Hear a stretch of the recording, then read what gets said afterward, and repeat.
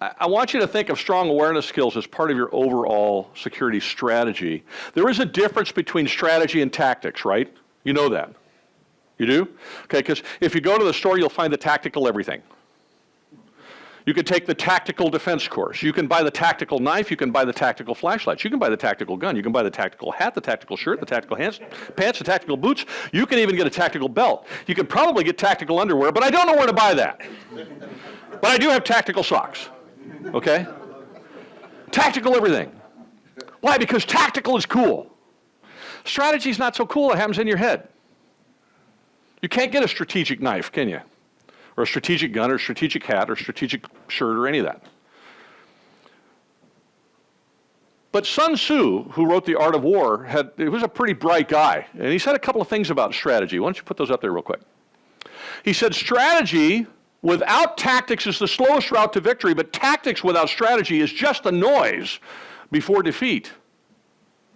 He also said to win 100 victories in 100 battles is not the supreme excellence. To subdue the enemy without fighting is the supreme excellence.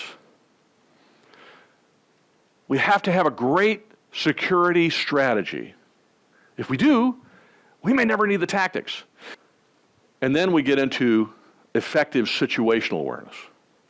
All right? So we're going to learn today a little bit about when we're dealing with somebody who's a little sketchy, how do we position ourselves? Here's some examples for you. Use objects to give yourself time. You can, if you're on bike patrol, have you ever seen a cop on bike patrol? He stops, talks to somebody. What's he put between him and the person? The bike. Now the guy wants to charge him. He pushes the bike at the guy. The guy's, you ever try to walk over a bike? He's falling on his fanny because he's stepping over the bike. How about the patrol vehicle? If you're if you guys got patrol vehicles here, if you're driving, well, if you get out to talk to somebody, put the hood between you and that person. If the guy's a little interesting, park in such a way that you can talk to him over the top of the hood. That way, if he comes after you, you can play ring around the rosy with him around the car. You got a 3,000 or 4,000 pound piece of steel and plastic and whatever else between you and him. If he's got a weapon, you got a big engine block between you and him. Hallelujah, there's cover. You're taking it with you everywhere you go. How about a tree? You got trees around here? A planter? Out in the parking lot, you got big lights, right? Do they have concrete things on the bottom? Is that cover? Oh, yeah. Can you play ring around the rosy around a thing like that? I'm old, but I can run around. I have to run. I can do that because I don't have to run very far. If I had to run far, I'm in trouble. But if I just have to run around something, I can do that. That's easy. Okay, can you hit the button for me? This is a big deal. Understanding range. Distance gives you options, distance gives you time. If you don't have distance, the closer you get, the fewer options you have, and the less time you have to apply them. Now let's see. I need a young, energetic, fast volunteer. Young, energetic, fast volunteer. Not doing it. Okay, come on, somebody. Yeah, that's you. She's been my volunteer. She's been my she is, no, you know what? No, sit down. She is always my volunteer. She's always my volunteer. Somebody else, come on, gentlemen, you can't. There you go.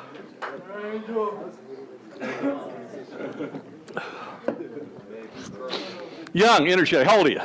30. Oh, gee, I'm 30 years older than you. Okay, all I want you to do is stand like that. Just put your hands up. Put your hands up. Now, here's the rule. Don't let me touch you. Whatever you do, don't let me touch you. Okay, you ready? No, I said, don't let me touch you. You weren't ready. He wasn't ready. Now, don't let me touch you. Put your hands up. You ready? No, don't let me touch you. All right, now I'm going to touch you on top of your head this time. Now, I'm going to help you. I'm going to tell you where I'm going to touch you. Don't let me touch you. You ready? No, I said, don't let me touch you. All right, what's the problem here? Is it that he's so agonizingly slow? He's too close, right. He's too close. It's impossible. If you had Jet Li standing here, or if Bruce Lee was still alive, it doesn't matter. You could find the fastest person on the earth. You could put Captain America here. He looks a little like Captain America now that I think about it. You could put him here, and he couldn't do it either because this is what we call in martial arts, this is what we call non-reactive range. Action will always beat reaction here, and it doesn't matter. I could be 80 years old, he could be 20 years old, I can still touch him, he can't stop me.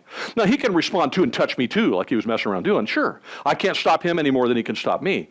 But if we know that we can't avoid somebody beating us with something, stabbing us with something, or whatever at this distance, why do we talk to people that are sketchy at this distance? It doesn't make any sense, does it? We want to give ourselves a little bit more space. So I would say you want to be at least, if you take your leg and go, give me 2 of those, I kind of don't want to get closer than this to him if I feel like could be violent. Because now, put your hands up, don't let me touch you. If I try to touch him now, what can he do?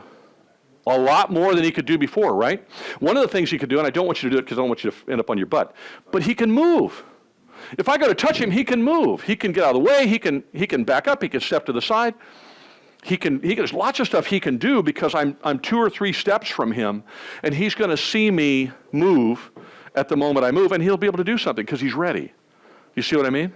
Whereas when we're here, he can hurt me, I can hurt him. Neither one of us can prevent it. There's nothing we can do about it. You with me?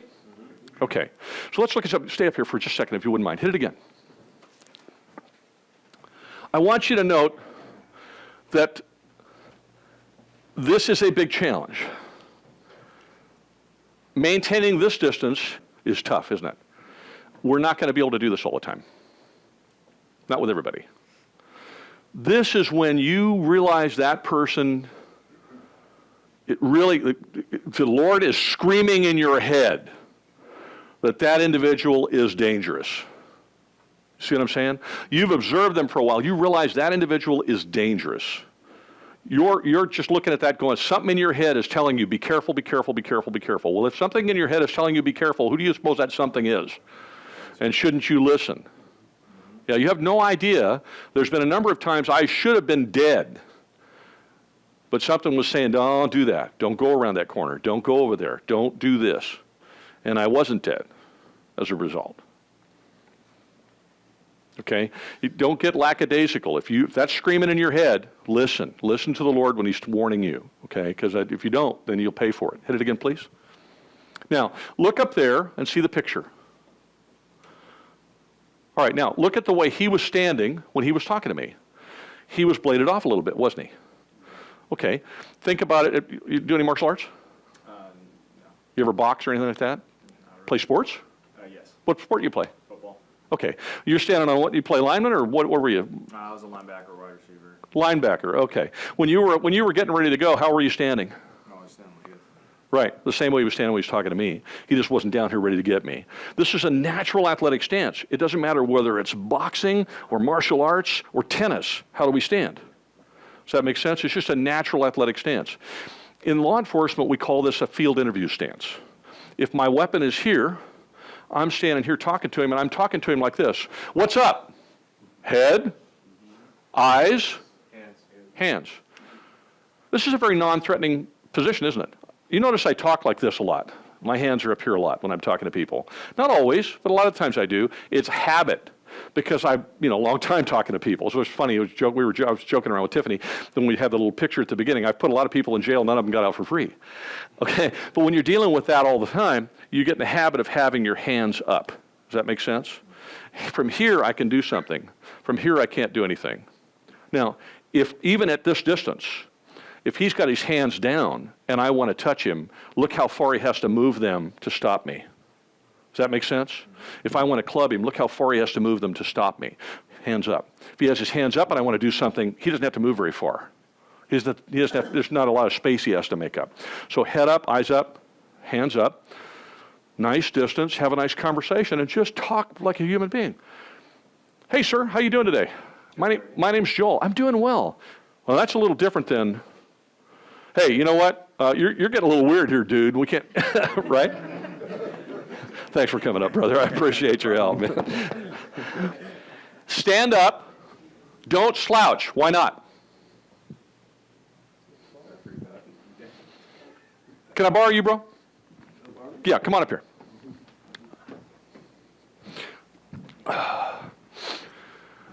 I'm 6'2" and 230 pounds. Do I look bigger this way or this way? Straight up. Right. Yeah. Does that make sense? Do I look bigger this way or this way? That way. Right. Exactly. Okay. Stand up, don't slouch. Use every inch or half inch or every bit of your height. I don't care if you're 5'4" or 6'6". It doesn't matter. So it doesn't matter what size you are. You want to make sure that you look confident. You don't have to look intimidating. You want to look confident. You don't look confident if you're slouching or if you're kind of standing funny. You look confident if you're standing up straight, head up, shoulders up, eyes up, hands up. Here's some examples. I gave you one already. Excuse me, what time is it? It's 9:10, as opposed to it's 9:10. See what I mean? How about this one? How do I get to, oh, may I borrow you? Come on up here. You didn't want to come up here, so I'm going to make you do it. So he asks me, how do I get to whatever? And the building is over there. How do I get to whatever? And I go, oh, it's over. Now, we do that, don't we? And if he's a bad actor, Which I am. which he is. Nice to meet another sinner. I'm so grateful. I'm not the only one. If I'm doing this, he's got me, right? I mean, he's going to do whatever he's going to do. Now, 99.9% of the people, they're trying to find something at church or what? They're trying to find something at church. They want to know, how do I get to the worship center? Or where's the bathroom or whatever. But we want to get out of the habit of, oh, it's over there. Instead, we might say, well, you know, if you go right over here, sir, now what did I just do? I stepped where I could see him, and look what else I put up. Your other hand, yeah. Okay? Now, if I had more space here, I would give myself a little more space, but we're on a confined stage, so I can't. But I stepped over where I could keep him in view while I'm pointing. I put this hand up. You see what I mean? Well, that's over. It's right around here, and if you go to the left, you get up here and go to the left, and you go about maybe 20 yards, you'll see it on the right-hand side. It's a great big blue door. Cool. Awesome. Okay. Have a great day, brother. Thank you. All right. Enjoy church. You see the difference in the approach? It doesn't have to be intimidating. It doesn't have to be offensive. They don't even know what you're doing. And that's okay. Now, the FI stance we talked about, this is a contact stance. It can be non-threatening, as I said. You can move around. You can stay where you are, but you know, in that nice position, you have an ability to move. If you can fight from this position, can't you? It doesn't matter whether you're a boxer or you just, hey, you're going to do what you're going to do because you don't have any training. It's okay. But if you played football, you played any sport at all, if you're in this stance, you have a good solid stance. If you get hit in this stance, you have a good solid stance, you're probably going to stay standing. If you get hit like this, you're going to end up on your fanny. That's not a good place to be. Does that make sense? Okay. If you have some training, use it from here, whether it's, boxing or, karate or whatever you got. Oh, I think I hurt. No, I'm kidding. Whatever it is. Use whatever it is that you have to use. A good thing, though, is to create more space, get more space. Amen? Hands. Why do you want to watch hands? If I'm going to hurt you with a weapon, where's it going to be? Okay. Hands hurt you. Hands kill. Cops are taught hands kill for a reason, because generally if somebody's going to try to hurt you with a weapon, they're going to do it with their hands. Probably not going to do it with their elbow or their fanny. I got a razor blade on my fanny. No, that's not going to work. Okay. They're going to do it with their hands. All right, so keep an eye on hands. Head and shoulders, the head and shoulder triangle. Now I want you to look at me, okay? Watch. Here I am. You've got your FI stance, your field interview stance. You're talking to me, and I'm standing this way, and I'm kind of animated, and I do this. Did you see my shoulders move? So I just want you to look at this triangle, okay? If you see me step back, what am I getting ready to do? Something, charge you, take a swing at you. If I'm karate Jim, throw a kick or whatever I'm going to do. But whatever I'm going to do now, I'm starting to get agitated, and now I've just done this. Anytime you see that, what should you be doing? Get more space, okay? Watch this again. If I got my hands down here and I lift one up, do you see it move? Anything I do, any movement I make, you're going to see it projected here in this head and shoulders triangle. Does that make sense? So do you have to watch the feet then? No, because if I pick up a foot, what you see move? If I move this one, what you see move? Even if I try not to move it, it moves. I'm going to try very hard not to move this.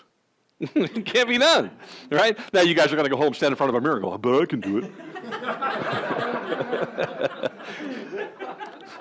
Remember, range. If the person appears to be a physical threat to you, keep a distance, okay? Range gives you time, it gives you choices, it gives you options. The closer you are, the fewer options you have, the fewer choices you have, the less time you have, and the more likely you are to get hurt. Now, that does not mean that, you know, the guy, you got to go talk to the guy, so you're going to get a blowhorn and stand on the other end of the parking lot. You know, you do have to get close enough to have a conversation with people.